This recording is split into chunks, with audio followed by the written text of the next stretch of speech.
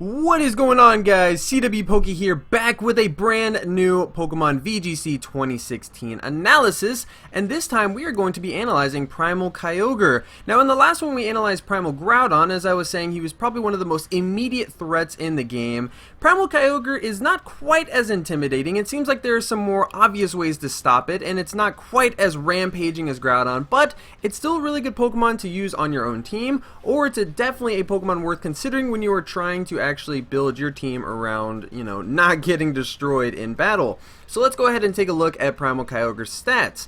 Now, it looks like for HP he has 100, which is not bad again. He also has a base 150 attack, which seems really good, but it's also pretty rare that you'll actually be seeing Primal Kyogres running a physical set, so I wouldn't really pay too much attention to that. Now, as for defense, take note, it is base 90, which is actually one of its strongest weak points. It's one of its weakest points in its stats, so definitely take note on that when you are using it or when you are trying to counter it. Now, for special attack, it is a whopping 180. So again, like Primal Groudon's 180 attack, this thing is going to be hitting a lot of things hard on the special attacking side. Now, for special defense, it has base 160. This is another really important thing to keep note of when you are trying to counter this thing and attack it. Special attacks are not really going to be doing a whole lot because 160 base special defense is very impressive. Now, for speed, it's also a base 90, so that plays again into its weaknesses as not being a very fast Pokemon on the field, while also not being a very slow Pokemon on the field, and I'll kind of explain that a little later on. But let's look at some of the key points. Again, like Groudon, one of his biggest key points is in his ability, Primordial Sea, just like Desolate Land, I believe it was. This one causes infinite rain on the field as long as Kyogre is on the field and nothing has an ability that has offset it, such as Groudon or Mega Rayquaza's or a Cloud 9 Pokemon on the field. It causes infinite rain, gives you the typical 1.5 boost to water attacks, and it also stops fire attacks in their place, so they don't even do damage to any Pokemon, which isn't as good as Desolate Land blocking water type attacks for obvious reasons, Groudon being quad weak to water. But it does help if you have steel types on your team and you really want to protect them even more so, such as Ferrothorn or Scizor. Those quad weaknesses to fire can't even, actually touch those Pokemon, which is pretty good to note. As far as really good moves that it has Water Spout, Scald, Ice Beam, Thunder Wave, Icy Wind, and T-Wave also for some interesting speed control options. And one that's not listed on here is actually Origin Pulse, very similar to Water Spout. Water Spout, if you guys don't know, starts off with 150 base damage and hits both opponents on the field. So add in the fact that Kyogre gets Water Stab types, or Stab boost, as well as getting a Rain boost, and doing base 150 damage, this move is going to hurt. The downside is that it goes down, the base power goes down as you lose HP, just like Eruption on the fire side of attacks.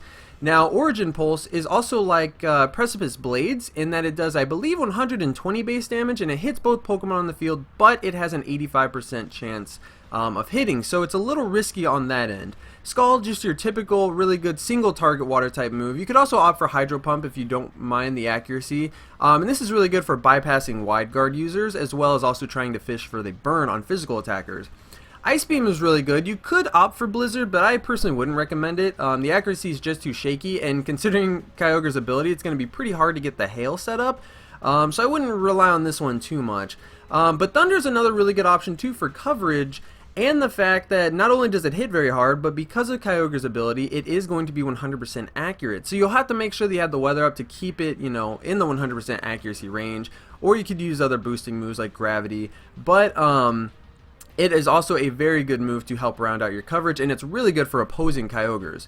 Now, Icy Wind and Thunder Wave, not too common, but they could be used if you want to run a more bulky Kyogre. Right now, it looks like a lot of people are just going for hyper-offensive Kyogres, but I do have a hint, a nudge, a premonition, I don't even know the right word, but I do feel like bulky Kyogre will start growing in popularity as the metagame kind of settles down, people start to understand threats and things like that, so do keep that in mind. It does have some speed control options as well. Now, looking at some of the most common threats, I put here Groudon, obviously because the Weather War is going to be very important. You're going to want to make sure that you have the rain up and they do not get the sun up, as that will stop all of your water moves completely. Otherwise, Kyogre completely destroys Groudon. It simply just destroys it. If you have the rain up and it's not able to really do anything, it's doing pretty good. The one thing also to consider is the fact that Groudon does hit very hard on the physical side. Ground type is neutral against Kyogre, and yeah, that's going to hurt as well. So you do want to have the speed advantages here. Now, as far as Thundurus on here, he's kind of for two reasons. One, for the fact that, you know, Kyogre, unlike Groudon, can actually be Thunder Waved or paralyzed, which is pretty crucial because, you know, speed is going to be very important for Kyogre in order to get those fast hits off. So you do want to watch out for status conditions, especially paralysis. But also, while a special attacking Thundurus will still do some pretty good damage, physical attacking Thundurus can really do some damage with Wild Charge because, again, Kyogre's biggest weakness is its defensive side with only base 90. So it's definitely going to be hurting a lot more. Now, Ferrothorn is just one of the most obvious counters. This thing destroys Kyogre. I'm not sure how much an Ice Beam does to Ferrothorn. I'm sure it does a good amount. I don't know if it's a 2-hit KO. But you can pretty much guarantee that Ferrothorn will be able to live a hit and also dish back a 1-hit KO or very close to it with a Power Whip. So that is just one of those Pokemon that if you really cannot figure out how to counter a Kyogre or try and check it or whatever, threaten it, definitely consider Ferrothorn if you haven't really looked into grass types. Now, some other threats to consider. Gastrodon, not super popular, not saying it's really the best threat to Kyogre, but it does get the Storm Drain ability just like Cradily, so do consider that before you recklessly, you know, throw out Scalds or Water Spouts, because you may just be buffing up a Gastrodon. Now, also, as far as legendaries go, Zekrom and some other Pokemon that can hit very hard with some electric type attacks can definitely be a strong threat to Kyogre, as they can usually outspeed as well. Now, that's another disadvantage to Kyogre, is it has to have the Blue Orb if you're going to use the Primal Kyogre, so you don't really have any items to buff your speed, like a Choice Scarf. I know the old school Kyogre sets used to usually run Choice Scarf with like Water Spout or something, but you won't be able to do that here. So do consider Pokemon that are faster than you. You're definitely going to want some options for speed control on your team. So here's an example set. I have a fast special attacking Primal Kyogre. This one, again, kind of like the Groudon one, is very typical. It's just a timid nature, 4 HP, 252 special attack, and speed, just to be as fast as possible and hit as hard as possible. Now for the items, or not for the items, that's obviously going to be a Blue Orb, but for the moves, I went with Water Spout, Ice Beam, Thunder, and Protect. These, I think, are just some of the most heavy-hitting, fast, offensive kind of moves that you can opt for. Now, if you don't really like Water Spout's downside and you don't really have any speed control options to help make sure you go before getting hit, Origin Pulse is another decent option, but again, that accuracy, I think 85% chance is a little too risky unless you have some means of helping that out. You definitely don't want to lose a match because you had to rely on Origin Pulse to connect, and of course it missed when it mattered, so do keep that in mind. I prefer the idea of Water Spout, as in using it for late game in order to set yourself up in a position where Kyogre's on the field and now it can sweep. So I wouldn't just lead Kyogre and just spam Water Spouts because you're going to be taking chip damage. Possibly consider saving your Kyogre in the back of the field for late game sweeping. Now here's another option. This one's a little bit bulkier. The EV spread 252 HP and 164 defense, 84 special attack, and 8 speed. The 8 speed is more so just to kind of break speed ties if people are running a modest with no investment, or if they're running a quiet nature. Not meant to be super fast, but meant to be a lot more bulky. Definitely has a lot of defensive investment. I'm not sure. I believe that helps it live some wild charges, some fast, you know, strong physical hits. I try to not do a whole lot of damage calcs, one, because we don't know which Pokemon are going to be top threats later on, and also because I believe that you should do damage calcs depending on what your team is weak against and what you need to counter for. So don't take these EV spreads as, you know, the buy all best EV spread out there. If you're really worried about Power Whip from Ferrothorn, try and EV calc that by a damage calculator and see if you can, like, you know, manipulate the EVs so that you can live those kind of things. But this one does help it more on the defensive end. The nature is modest to get a higher special attacking boost, as well as Scald, Ice Beam, or Icy Wind, Calm Mind, or Thunder Wave, and Protect. Now, Calm Mind is an interesting one. Never actually used it, but it does seem like it has some kind of merit. Does help boost those already really good special attack and special defense stats. My only issue with it is it doesn't do anything to help defense, which is where Kyogre kind of needs the help, and speed as well. But it is an option if you want to try and set up a little bit more. I believe Kyogre does get access to Recover. I tend to stay away from that move, but you could consider a bulkier Calm Mind Recover set maybe? I don't know. You can always try and get creative. Nothing like trying to catch your opponent off guard.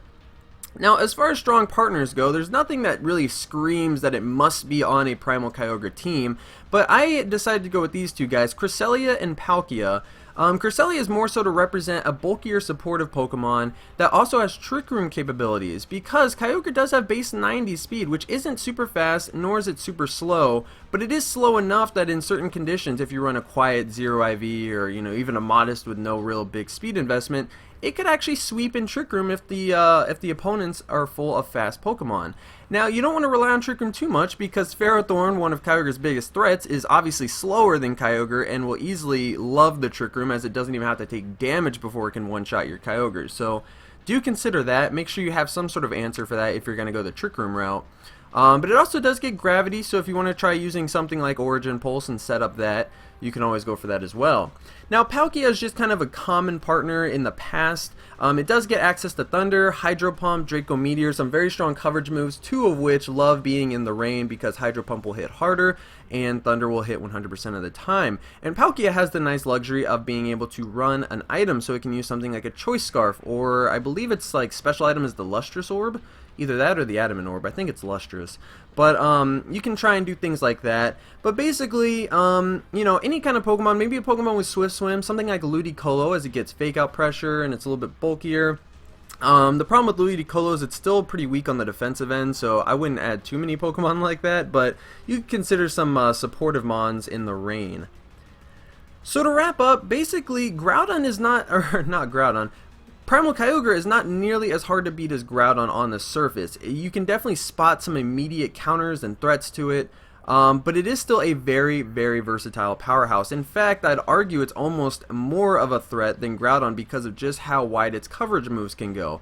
At the same time too, again, it is pretty easy to counter. If you focus on its lower defense and speed stats, you can realize that there's a lot of ways to cripple it, to slow it down, to be able to get a speed advantage on your side, and to hit hard on the defensive end. Even Pokemon like Talonflame, which I may cover in the near future, I don't know yet, but like Talonflame is a Pokemon that can hit very hard on the physical side of attacks, and it has priority, so just being able to get a fast Brave Bird off with a Choice Band is enough to really put a dent in Kyogre and prevent Water Spout sweeps or things like that. So it definitely has its fair share of weaknesses that are pretty easy to exploit. Now, if you're going to build a team on Kyogre, my advice is to build around the rain, don't build into it. And what I mean by that is don't just slap together 6 water types that have Swift Swim or Water Absorb, all these like rain-based abilities, Dry Skin.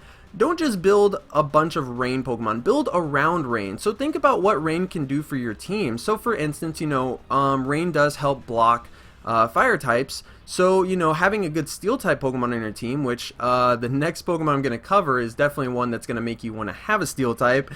So, be sure to add a steel type to your team to help not have to worry about fire weaknesses. Consider the fact that what if Groudon is able to get the sun set up? Do I have a Pokemon that can counter that? What about Mega Rayquaza? What about Cloud9 users? Don't just assume that rain will always be up. Also use the rain as sort of a way to indicate what your opponent's probably going to do. Think, okay, well, I have Kyogre out right now. I'm pretty sure he has a Groudon in the back.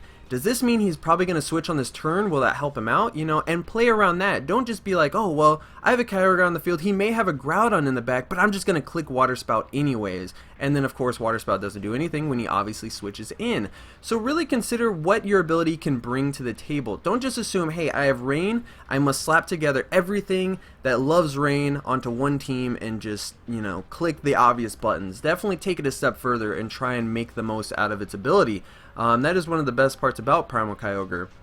But yeah, so I believe that's going to be about it for this one. So thank you guys so much for watching.